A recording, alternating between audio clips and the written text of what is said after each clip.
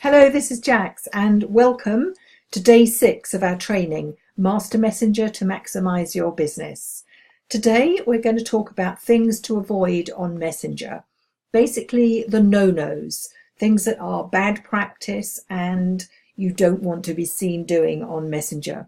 So let's get swiftly on to the first slide.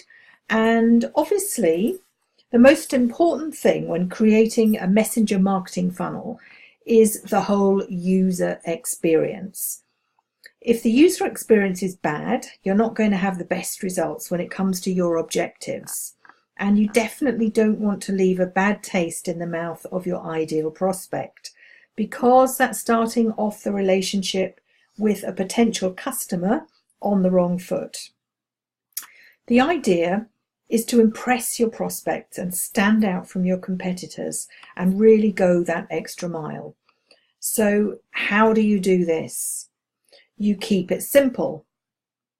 Okay, don't make your message flow complicated. Okay, keep it simple. Don't confuse yourself when creating the funnel. If you're getting confused with a flow, then you can only imagine how that comes across to your prospect. So keep it simple and allow the engagement to flow. And tomorrow I do have a very interesting concept to show you all about flow inside the software tool that I use. So keep your eyes open for that one. Remember, you only have your customer or your prospect's attention for a very short period of time. So it's important you're to the point with what you want to convey to them. And obviously don't send long messages. I don't know if you remember, but earlier in the series we talked about the attention span of a person being 8 seconds. So that's really all the time you've got. So don't make your messages long.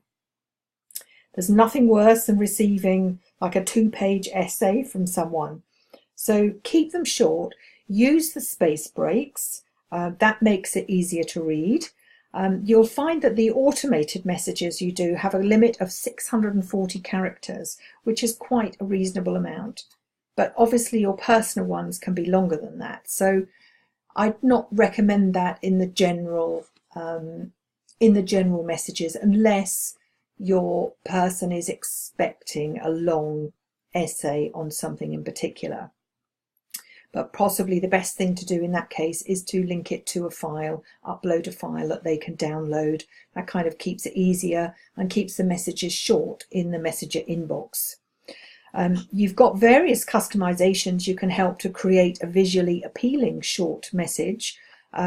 You can put in images, you can put in cards, create a gallery, you can make lists, and you can add audio and video. So all of those things add some interest to your messages. It means it's not one great long paragraph of text. So use those things, keep it interesting, and maintain a friendly mood so that you're creating that kind of engaging user experience and get your messages built. Okay. Next thing is basically don't write like you're writing an email. You want to keep it personal. So when you write an email, it's almost like you're practicing copywriting. You want to keep it conversational in Messenger, like you're actually talking to a customer. Remember, you're in their message box, having a one-to-one chat. So remember, writing your messages is all about communicating with your customers on that one-to-one basis. So allow your writing to be you, so people get to know the way that you and your brand are represented and how you sound when you talk. Try and write just like you would speak to reflect your personality, and don't let it sound like you're trying to sell them something. There's a certain tone to the way emails are written, using sales copy with triggers for people to respond to. So if you're used to writing emails, then be conscious of what you're writing in the messenger, because these are one-to-one messages. If you've not done email writing, then that's great, no problem. Just write, just be you, okay? You can always write up your messages and then tweak or edit them so they appear like a message you'd be sending to your friend rather than an email you'd be sending to a prospect. So basically, it's just about getting them into your own words. Okay, next one, the huge no-no. Don't send unsolicited links. I'm sure you're not one of those people, but I don't know about you. I get quite a lot of messages in my Messenger personal inbox just containing a link. Even occasional people joining my community feel the need to just send me a link.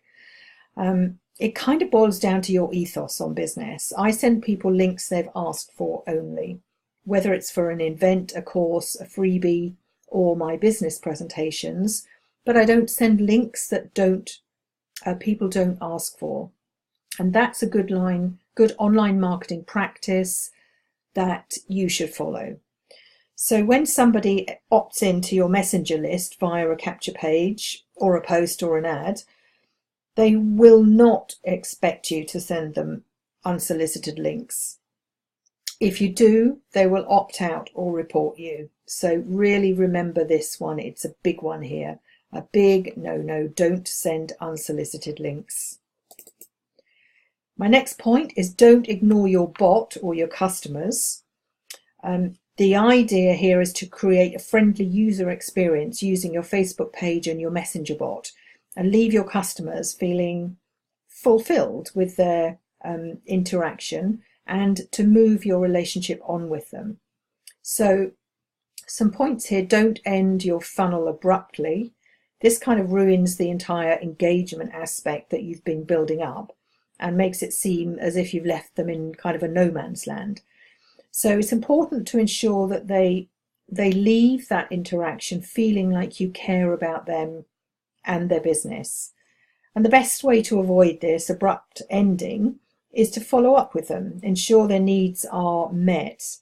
It could be through an automated message in your funnel, following up on their experience, or it could be a separate broadcast to them to ask a similar question.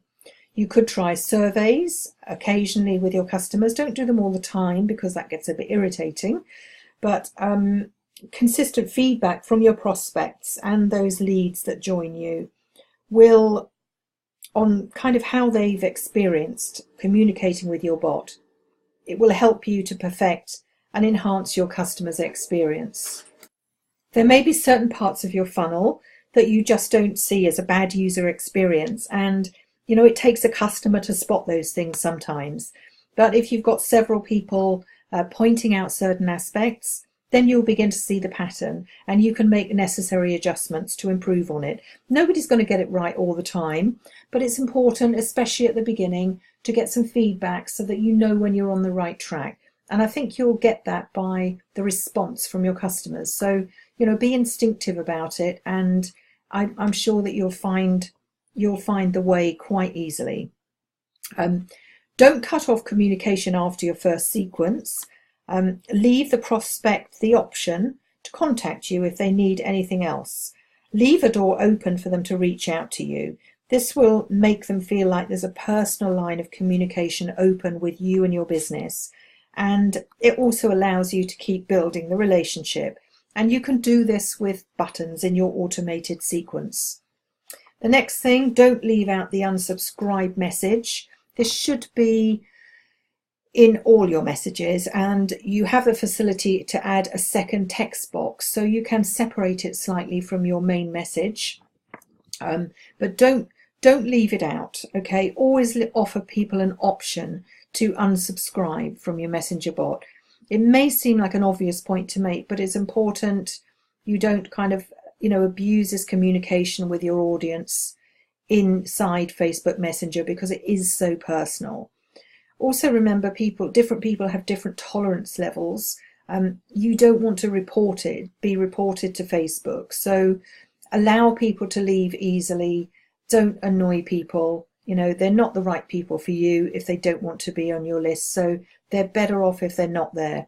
And, it might seem painful in the beginning when people unsubscribe, but really you don't want people on there that don't want to be there. Your business reputation is at stake here, and you don't want Facebook getting reports from people, you know, that they're sending you spam and stuff. So let people opt out. That's the best thing to do. And you know, then they're unsubscribed from you and you can move on with your business. Just let them go. And the next thing, don't leave it all to your bot. Okay, so to maximize your messenger funnel effectiveness, you need to be present sometimes. Combine your automated messages with human interaction. People may send messages to you during an automated sequence, or they may just stop interacting with your bot. So you need to be aware of this, and you may want to be checking out why.